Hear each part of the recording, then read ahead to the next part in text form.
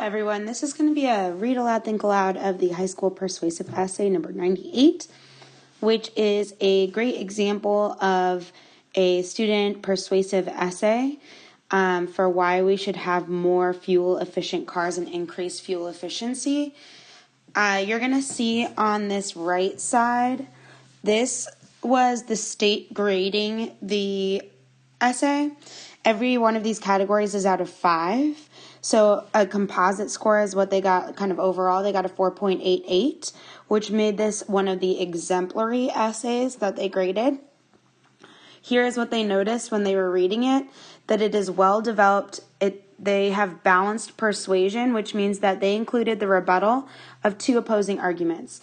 So in other words, somebody said that fuel efficiency shouldn't be increased, and they included 2 different counter arguments, 2 different arguments for why fuel efficiency shouldn't be increased, and then they contradicted or proved wrong both of those arguments, showing why they were right.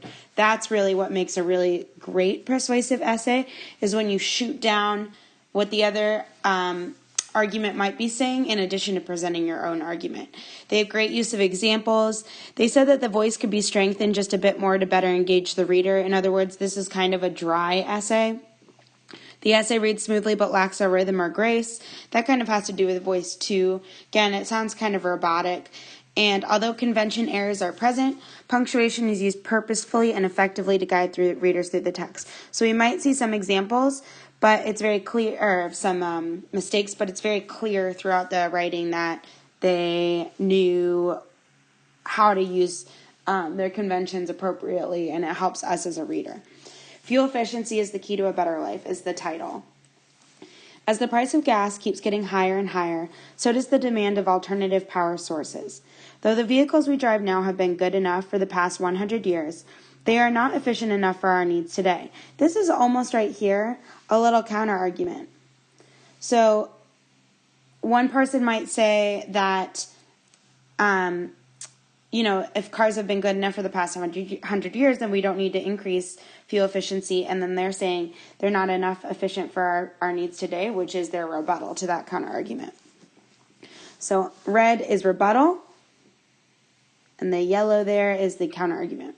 We need to find new ways to create fuel-efficient vehicles. Whether it is gasoline, battery, hydrogen, solar, or even wind-powered, we must find alternative ways to increase gas mileage.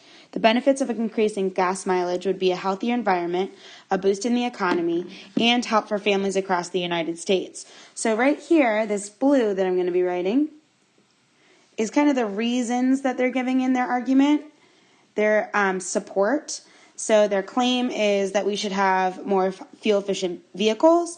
Here are the reasons that they're going to present throughout their essay. It's healthier, it's a boost in the economy, and it'll help families. Our current vehicles are not acceptable in any of these categories. Using more fuel-efficient cars would be a lot easier on the environment. So they're going back to, I'm going to put green, healthier environment here. This whole paragraph should be about a lot easier on the environment. So this is reason number 1. The cars that are on the roads today spit out all kinds of harmful emissions. If we were to increase the fuel efficiency of these cars, then the emissions output would be greatly decreased. One way to increase gas mileage would be to find an alternative power source for the vehicles. For instance, this is one of the great examples that they were talking about here when I see for instance. So they're presenting their point in the first couple sentences before they get a specific example. If we were to use hydrogen to power our vehicles, the only thing that would come out of the exhaust pipes would be all natural H2O, also known as water. I know you're probably thinking that coming up with a way to power a vehicle with hydrogen would be a very difficult task, if not altogether impossible. So right here, we've got that counter argument again. This seems too hard. So they're presenting that counter argument, the other person's side, so that they can shoot it down. But the truth is, so now we've got that, what did I use, red?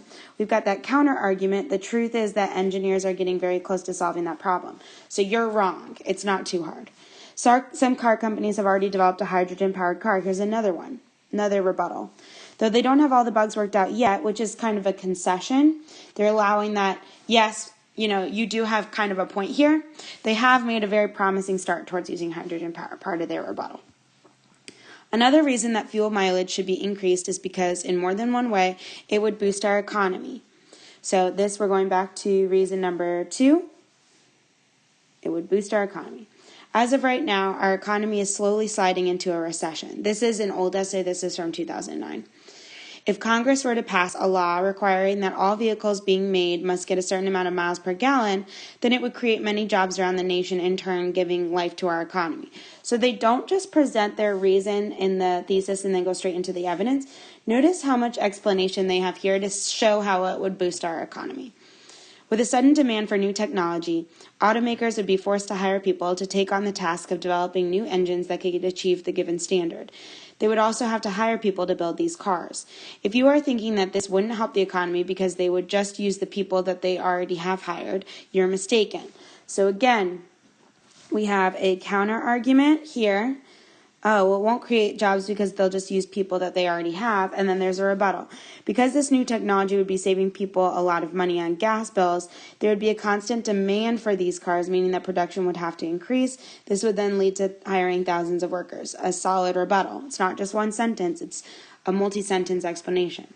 Since people would be buying them to save themselves some money, they would be, in fact, regenerating our economy. Finally, better fuel mileage requirements would help out the families in our country. Here's our third reason. Now, because gas prices are so high, families have had to cut back on their spending. As the price of oil goes up, so does the price of other goods that families frequently buy. Eggs, cheese, milk, and bread are just a few of the things that have had price increases in the local grocery stores. The cost of these items hasn't gone up due to their demand, but rather because of the price of gasoline. The increased cost of these goods means that families essentially have to pay for gas twice, once for the gas itself and another time for the increased food prices it has caused. If fuel-efficient cars were developed, then it would provide relief for many families across the United States by lowering their gas bills and hopefully in the long run their bills too, their food bills too. Now, all of this is explanation for that reason. They're giving some specific examples like eggs, cheese, and milk. They're elaborating on their points, but notice that it's not just one or two sentences of explanation. They're really making sure that you understand their point. They're elaborating. They're showing how one thing can lead to another. In the end, more fuel-efficient cars would be in our best interest. They would help to save our environment, regenerate our economy, and lower the bills for families in the United States. Here, notice that they're repeating their reasons. Sure, cars are meant to do one thing, get us from point A to point B. If they were more fuel efficient, however, they would help make our daily lives easier and more enjoyable too.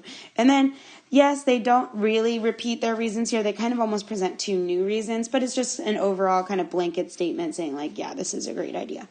So this is a great essay to model yours after, written by a high school student, which shows you how to use those reasons, the thesis statement, the elaboration effectively, and even the counter arguments and rebuttal in order to make a really strong argument and get a great writing score.